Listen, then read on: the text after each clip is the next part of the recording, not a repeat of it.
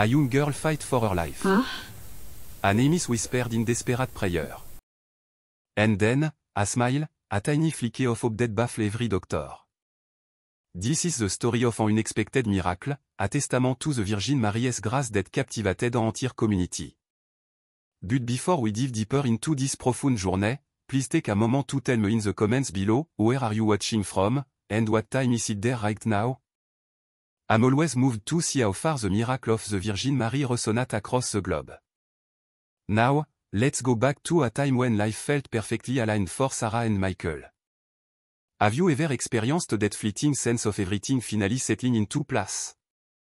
For Sarah, it was the culmination of years of effort she had landed her dream job.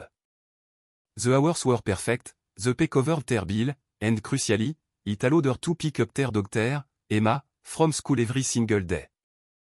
Michael, too, had recently celebrated a promotion. It wasn't a seismic shift, but it meant a little extra income each month, perhaps enough to finally book that long-promised family trip for Emma. And Emma sweet, vibrant Emma. She was 7, nestled in that delightful stage of childhood, old enough to be a joy, young enough to still crave a bedtime hug. She had just joined the school soccer team. She wasn't a natural talent, but her passion burned bright. She'd come home caked in dirt and sweat, bubbling with non-stop stories about practice. Their house, while small, was filled with warmth. The fridge made with a Kirkin was Michael perpetually vowed to fix, but it was there, it was home. Friday night were sacred, pizza night, a tradition since Emma was a toddler. They'd curl up together, watching some silly movie, Emma always pleading to stay up just a little longer, and Sarah, without fail, always yielding. Michael, working tirelessly Monday through Saturday, would leave early and return exhausted, yet always conjured enough energy for one last game with Emma before bed, even if it was just a roaring monster chase through the house, punctuated by her delighted shriek. It was a simple life, the kind you cherish deeply only once you realize how fragile it truly is, the kind that feel like it will stretch on forever. Sunday morning were another cherished ritual. Emma would wake with the sun, bounce into her parents' bed, and demand pancake. That particular Sunday was no different. She woke, asked for pancake. Sarah made them. Emma ate, complained about wanting more chocolate syrup. Utterly, beautifully normal. So perfectly normal, in fact, that no one paused to truly remember that fleeting moment. No one knew it would be their last. Monday dawned like any other.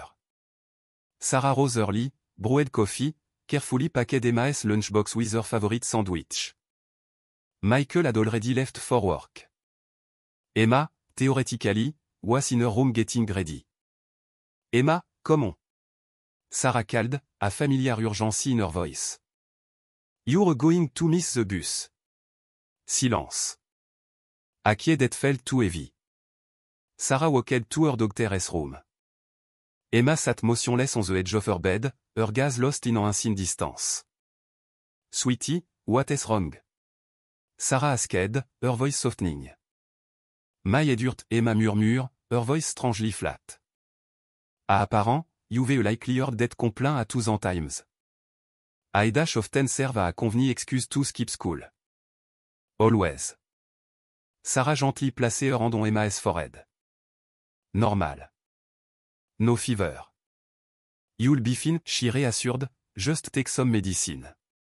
Emma shuffled off, dragging her backpack with the universal grumble of a child resisting the school day. Sarah didn't dwell on it. Work demanded her attention, meeting, ringing phone, that relentless Monday rush that devour the entire day before you even register ETS passage. Then, at 2 in the afternoon, the phone rang. The school's number. You know that visceral, gut-wrenching dread that strike before you even grasp what is happening? Mrs. Johnson, Emma isn't feeling well. She got sick in class. Can you come pick her up? Sarah slammed her laptop shut, snatched her purse, and left without a proper explanation, simply fleeing the office. In the car, her hand trembled subtly on the steering wheel, but she rationalized it away, just a virus. Kids pick them up all the time. Nothing serious. But when she arrived at the school, Emma lay in the infirmary, frighteningly pale. Mom, she whispered, her voice so weak and strained it seemed to drain every ounce of energy she had left. Sarah helped her up, Emma's anti-waked pressing against her, her little leg barely able to hold her. In the car, Emma leaned her head against the window, her eyes closed. She didn't utter a single word. Not one. And Emma always talked, always had a story, a question, a comment. At home, Sarah gently lay her on the couch, covering her with a familiar pink blanket adorned with little star, a treasured comfort Emma had dragged through the house since she was a baby. Do you want to eat something? Sarah asked, her voice hushed. Emma shook her head. Sarah called Michael. She's got a virus, she repeated, trying to convince herself more than him. I'll keep an eye on her. Do you need me to come back? Michael offered. No, it's just a virus, Sarah insisted. Yet, as the afternoon wore on, that tight, clenching feeling in Sarah's chest intensified. Emma remained motionless on the couch, not stirring even for the bathroom, not even for a sip of water. Just still. Too still. The headache worsened. Emma began to complain about the light, asking for the curtain to be closed, the TV to be turned off, preferring the dark silence. Sarah sank to the floor beside the couch, running her finger through her daughter's hair. Emma's forehead was growing warm now. Sweetheart, where does it hurt? Sarah asked, her voice thick with worry. Everywhere, Emma responded, a single word laden with an unimaginable weight. Sarah administered more medicine. Emma swallowed with visible difficulty, then turned her face away. When Michael finally arrived home from work, the sun had already set. The house was consumed by shadow, only the kitchen light casting a faint glow. He stepped inside and saw Sarah on the floor beside the couch, her gaze fixed on Emma. How is she? He asked, two besides already knew the answer. Sarah didn't reply immediately, she just looked at him. And in that silent exchange, Michael understood everything. He knelt before his daughter. Hey, Sean. How are you feeling? Emma's eyes fluttered open slowly, her gaze finding her father, but it was as if she couldn't truly see him, as if he existed in a distant, blurry realm. Dad, I don't feel good. Her voice was altered, elongated, the words blurring into one another. He looked at Sarah. Sarah looked back. No words were needed. We're going to the doctor now. Michael scooped Emma into his arms. Sarah grabbed the bag, her hand trembling uncontrollably. In the back seat, Sarah cradled Emma in her lap, holding her tightly against her chest. Emma, stay with me. Okay? Emma offered no response. Michael drove, his eyes darting to the rearview mirror every 5 seconds, blowing through yellow lights, urgency screaming through every fibre of his being. Sarah whispered meaningless words into Emma's ear, anything to keep her awake, to ward off the encroaching silence. But Emma grew heavier. Her breathing became shallow, irregular. Michael, Sarah gasped, I know. We're almost there. Emergency room. Michael screeched to a halt in front of the entrance, jumping out with Emma in his arms before even turning off the engine. My doctor need help, he bellowed. A nurse whirled around, her eyes falling on Emma, and her face instantly contorted in alarm. Come with me, she commanded, moving swiftly, almost running. She thrust open a door, called out, and suddenly, more people appeared. They gently, yet quickly, took Emma from Michael's arms and placed her onto a stretcher. They began a flurry of rapid, efficient action, attaching wire, shaking vital, speaking a torrent of words Sarah didn't comprehend but instinctively knew her dear. Sir, ma'am, you need to step outside. She's our doctor. Michael protested, his voice raw. I know, the nurse responded, her voice firm, but you have to step out now. The door swung shut, closing them out. Michael sagged against the wall, racking his hand through his hair, trying to draw a breath, but the air felt thin and suffocating. Sarah slid to the floor, hugging her knees, rocking herself gently, desperate not to chatte. The always stretched before them, stark and sterile, too white. People bustled past nurse, doctor, other families but Sarah and Michael felt utterly alone, trapped in a timeless vortex of fear. Have you ever waited for news, knowing it held the power to obliterate your entire world? Knowing your life could end one way and begin another, irrevocably changed, in mere seconds?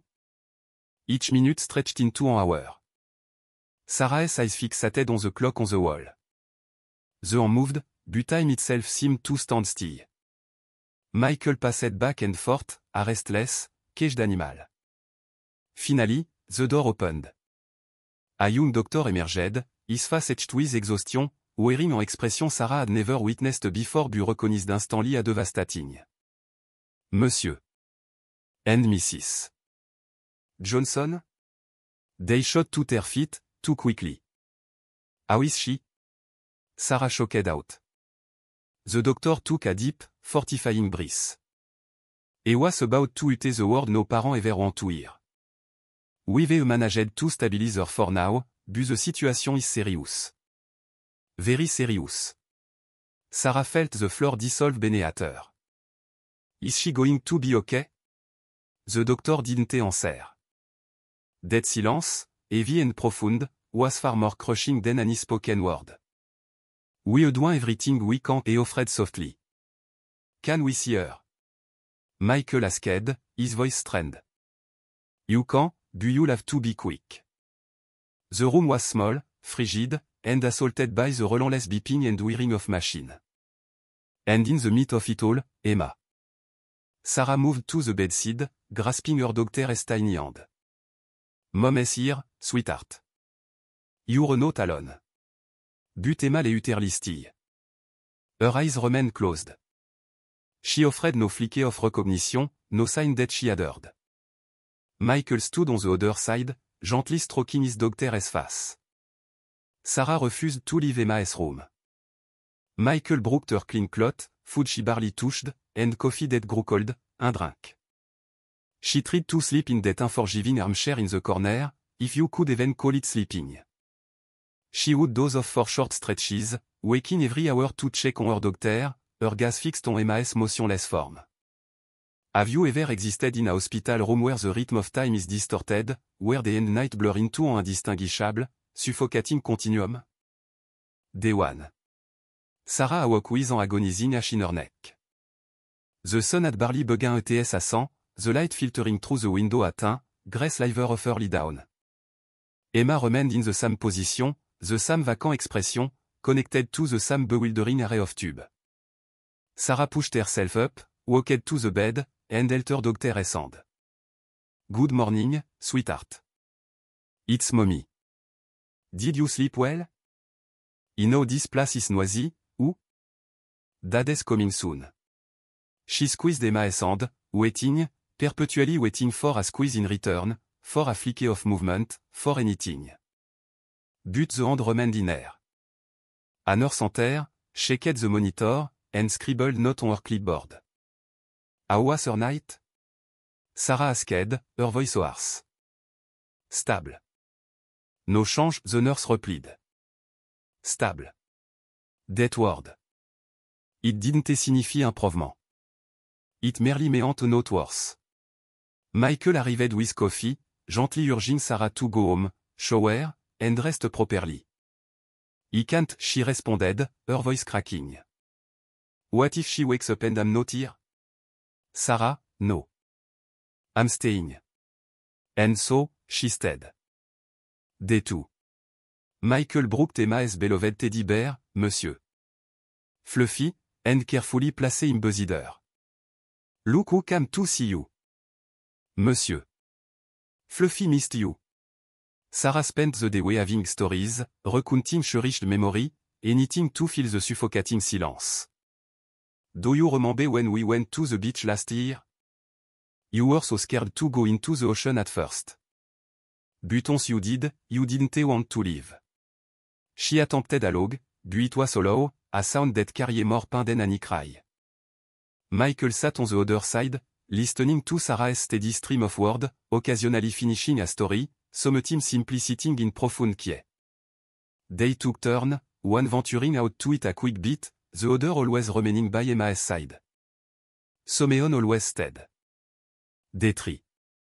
The doctor arrived early that morning. Sarah sprang from the armchair, her hat already hammering before he uttered a single word. How is she? The doctor's gaze swept from the monitor to Emma's face, then back to Sarah. There haven't been any significant change. But will she wake up? This was the question Sarah posed every single day. And every day, the answer remained frustratingly the same. We can't predict that. Every case is different. Sarah pressed on, and if she does wake up, will she be okay? The doctor hesitated, a bit of silence hanging heavy in the air. It's too early to tell. We'll evaluate when she wakes up. When, not if. Sarah clung to that single word, cradling it like a fragile promise. But the doctor hadn't promised anything. Therefore, Sarah was running out of words. She had exhausted all the stories, all the memory, every single recollection she possessed. So, she began to speak of the future. When you get out of here, we're going on that trip we talked about. Remember the amusement park? We'll go. He promised. And you'll go back to soccer. Your teammate miss you. The coach called asking about you. Silence. Nothing. Emma, please, just give me a sign. Move your finger. Open your eyes. Anything. But Emma remained motionless. Sarah leaned her head against the edge of the bed, clutching her daughter's hand with desperate force. He can't take this anymore. He need you to come back. The tears came then, silent and steady, soaking the bedsheet. Michael walked in and found her like that, weeping, clinging to Emma's hand. He didn't speak. He simply pulled up a chair, sat on the other side, and stayed there, the two of them enveloped in shared silence, each holding one of their daughter's hands, if their combined love alone could summon her back. Day 5. Sarah awoke abruptly in the middle of the night. Something was different. It took a few disoriented seconds to pinpoint the sound. A new sound. One of the monitors was beeping with frantic urgency. Sarah shot up, her eyes scanning the number. She didn't understand their medical meaning, but she knew, with chilling certainty, that something was terribly wrong. She pressed the call button. A nurse rushed in, her eyes immediately darting to the monitor. She called out, her voice sharp. What is happening? Sarah pleaded, her voice trembling violently. I'm calling the doctor, the nurse responded. Suddenly, the room surged with pale doctor, nurses moving with panicked speed, their voices a flurry of technical terms. Ma'am, you need to step out, one commanded. No. Now, please. Sarah cried, trying to resist. Michael took hold of her, gently but firmly pulling her from the room. Her leg gave way, and she collapsed in the hallway, Michael holding her close as she wept into his chest. They remained there, clinging to each other, enduring 20 minutes that felt like 20 hours. Finally, the doctor emerged. She's stable. We managed to control it. Sarah exhaled a breath she hadn't realized she was holding. Can we go in? You can. Emma lay unchanged, her fragile form a cruel mirror of their recent terror, if nothing had happened at all. Day 7. A full week. 7 agonizing days of Emma lying in deathbed, unmoving, unresponsive, silent. Sarah prayed as she always did. She had prayed so intensely that week that the word now flowed automatically, a well-worn path from her heart. Holy Mary, Mother of God, pray for us sinners. Michael had stepped out to grab coffee. The room settled into a profound quiet, broken only by the steady hum of the machine and Sarah's soft murmur. She continued, now and at the hour of her death. Amen. Her gaze never left her daughter as she prayed. Virgin Mary, Mother of Jesus, intercede for us. And then it happened. Emma's lips moved. Sarah froze, her breath catching in her throat. It was subtle, almost imperceptible, but they shifted, forming a delicate, fin smile. Small, gentle, yet unmistakably a smile. Sarah's had pounded, a frantic drum against her rib. She blinked, then looked again. The smile had vanished. Had she imagined it? No. She was certain. She had seen it clearly. Sarah sank back down, her hand trembling, her heart still racing. She picked up her rosary and continued to pray, slower this time, each word imbued with newfound focus and desperate hope. I Mary, full of grace, the Lord is with thee. Blessed art thou among women, and blessed is the fruit of thy womb, Jesus. Sarah reached the final invocation. Holy Mary, Mother of God, pray for us sinners. And Emma smiled again. This time, Sarah was absolutely, unequivocally certain. It wasn't an illusion. It was real. Michael, she screamed, her voice tearing through the key hospital corridor. Michael! Michael came rushing back, a tray of spilled coffee marking sur ye pass. What is it? What happened? Sarah stood transfixed, staring at her doctor, tears streaming down her face. She smiled. Emma smiled. Michael rushed to the bed, looking at Emma. Her face was still again, serene in its unconsciousness. When, he asked, disbelief in his voice. When he was praying, Sarah explained, her voice trembling with emotion. When he mentioned the Virgin Mary. Twice. He saw it twice. Michael looked at his wife, searching her eyes. Are you sure? Absolutely. Michael pressed the call button. A nurse entered. Our doctor gave a sign and declared, she smiled. The nurse glanced at the monitor, then at Emma. When did this happen? Just now. The nurse approached, observing Emma closely, shaking her reflex. Emma's face remained completely still. ILL call the doctor, she announced. Minute later, the doctor arrived, performing the same routine, examining, checking, observing. There is no change, he stated, his voice flat. But she smiled. Sarah insisted, her voice rising. He saw it clearly. The doctor offered her death knowing, placating look that doctor reserved for emotional family members. Mrs. Johnson, I understand your feeling. No, Sarah interrupted, her voice firm, don't look at me like that. I'm not imagining things. I'm not seeing things. My doctor smiled.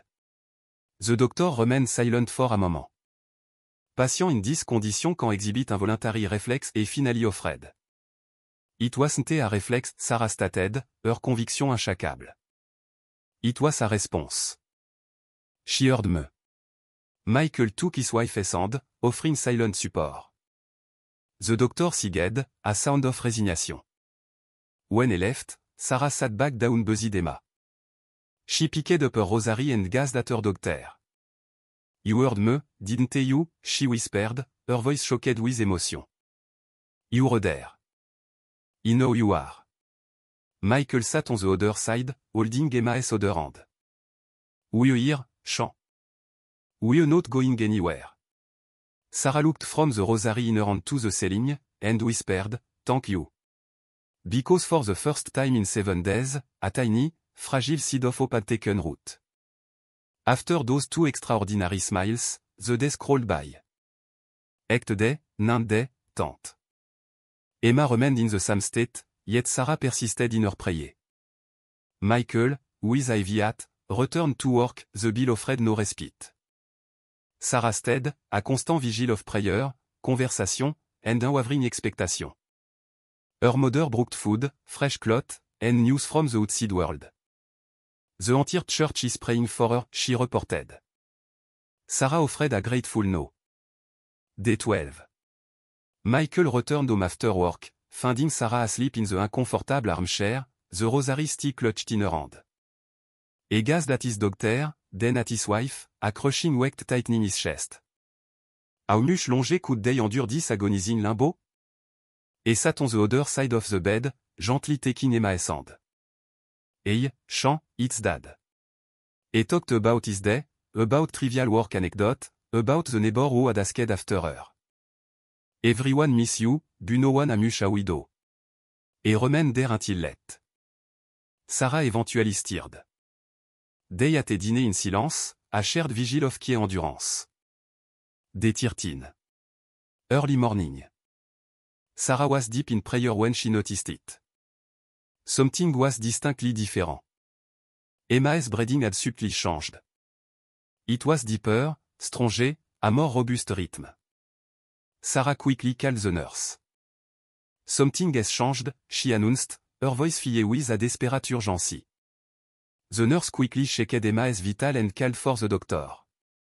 I examined Emma, it happened. Emma moved. Her hand squeezed Sarah's, a strong, undeniable grip. Sarah froze, her heart leaping into her throat. Emma. Emma's head turned slowly toward her mother, and her eyes, those beautiful, familiar eyes, fluttered open. Sarah let out a raw, guttural scream, a primal cry of joy and relief. Emma. Emma, you're awake. Emma looked around, confused, disoriented, struggling to comprehend her surrounding. Calm down, sweetheart. You're okay. Mommy is here. Emma's gaze settled on her mother's face. Sarah clutched her daughter's hand, tears streaming down her face. You came back. You came back to me. The nurse began a series of procedures, a flurry of professional activity. Emma looked at her mother again, her voice still weak and broken, but clearly audible. Mom heard you. Sarah stopped breathing. What? Praying, she choked out. He heard you praying. Sarah clapped a hand over her mouth, tears of overwhelming emotion refusing to say as. The doctor intervened, his voice firm. Mrs. Johnson, she need to rest. Her body is still recovering. But before Sarah could leave her side, Emma tightened her grip on her hand. Mom, she was there. Oh, sweetheart? Sarah asked, her voice barely a whisper. The Virgin Mary. He saw her. She stayed with me. A profound chill, both sacred and exhilarating, coursed through Sarah's entire body. Trembling, Sarah left the room and called Michael, weeping so uncontrollably she could barely articulate the word. She woke up. Michael, she woke up. Michael arrived before sunrise, bursting through the hospital doors. He entered Emma's room and saw her awake, truly awake, sitting up in bed, drinking water with the gentle assistance of a nurse. He stopped at the doorway, paralyzed by the sheer miracle of the sight. Dad, Emma said, her voice hoarse and weak, but unmistakably here. Michael crossed the room in 3 rapid strides, embracing his daughter with tender, careful arms. Sarah re-entered with coffee, stopping dead at the sight, father and daughter, reunited, all again. She sat on the edge of the bed and took Emma's hand. How are you feeling? Tired, confused. My head hurt a little. The doctor came in, conducted a battery of tests, checked her reflex, and asked a series of questions. Emma remained quiet, her gaze drifting from the window back to the doctor.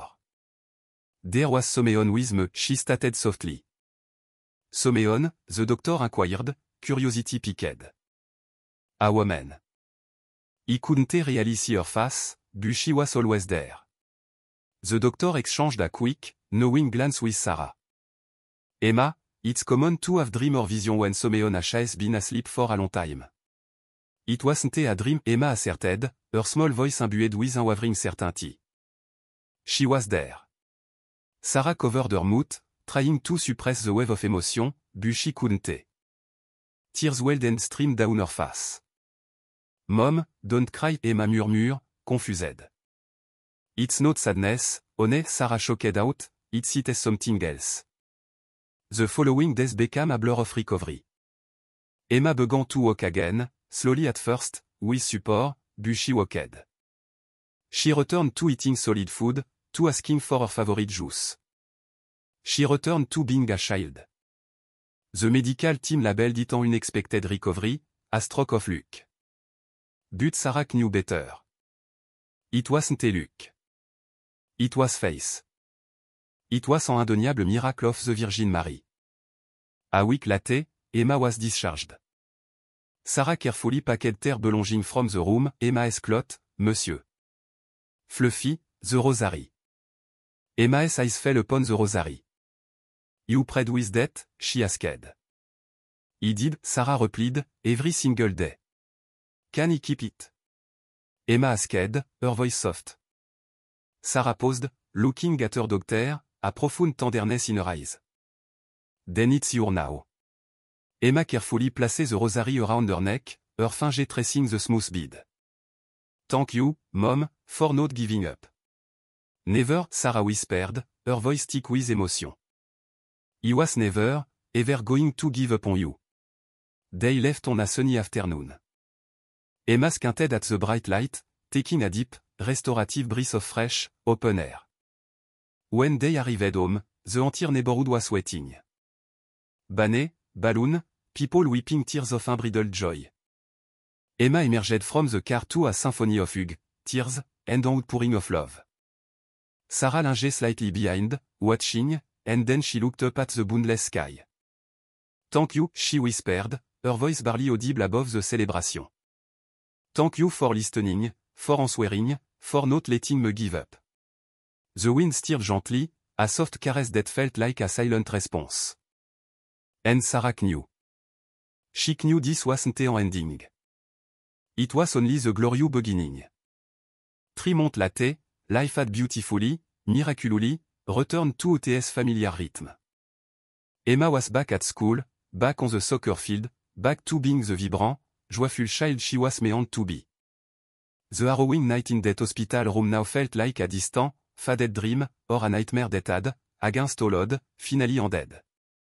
But Sarah never forgot. And every single day, she offered profound gratitude to the Virgin Mary for the miracle her family had received. Do you know someone who desperately needs a miracle? Someone who is losing hope, whose faith is faltering? Please, share this powerful story. Because some team, all we need is to know that we are not alone, that miracle do happen, and that faith truly can move mountains. Leave a comment below and tell us, do you believe in the miracle of the Virgin Mary? And if you have a similar story, share it, because the world truly needs more hope, more faith, more proof that divine intervention is real. May the Virgin Mary bless you and your family. Amen.